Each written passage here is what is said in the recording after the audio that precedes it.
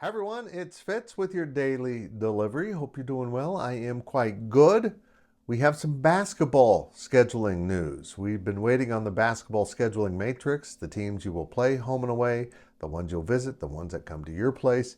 And it was released on Thursday morning. We got K-State's schedule in hand, and at first glance, it looks like K-State fared pretty well in their matchups.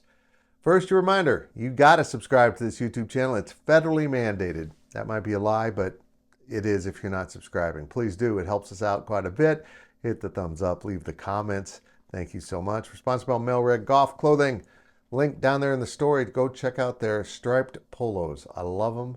This is the lavender one that I don't know that they still have, to be honest, but they do have a really cool purple one. Of course, I also have that. Life of Fitz gets you 10% off. Hey, basketball isn't on my mind right now. There's so much going on with football, but I knew this scheduling matrix was going to be coming out, and sure enough, it did drop. And K-State's schedule is very interesting. So to recap, the Big 12 is going to 20 games on the men's side. You will play 5 opponents home and away. There's 10 games, and the other 10 opponents, you'll split 5 coming to your home court and 5 you're going there. So here's how it breaks down for K-State, and I kind of like it. The home and away opponents are pretty simple. Of course, you're playing Kansas, Iowa State, and Oklahoma State home and away. Those are traditional rivals that have been by K-State's side in basketball since the very founding of the Big Six or whatever it was. And you know what? That's kind of cool, but they also have 2 opponents that are new. One in Cincinnati, which is kind of a cool little maybe budding rivalry. The Bob Huggins coached programs. Cincy will come here and they'll go, K-State will go there. And the 5th home and away opponent is very interesting. It's Arizona State.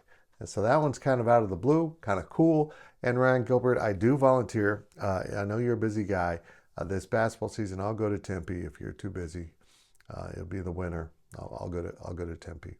You know what? I don't even need to ask him. I can just tell him I'm doing it. What's he gonna do, right? Beat me up. Hey, the other home-only opponents are pretty darn good. Bramlage Coliseum is going to be hopping this basketball season.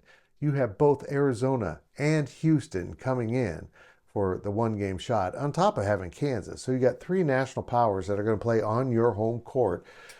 Colorado, Texas Tech, and West Virginia are the other home opponents, so I think that's kind of cool.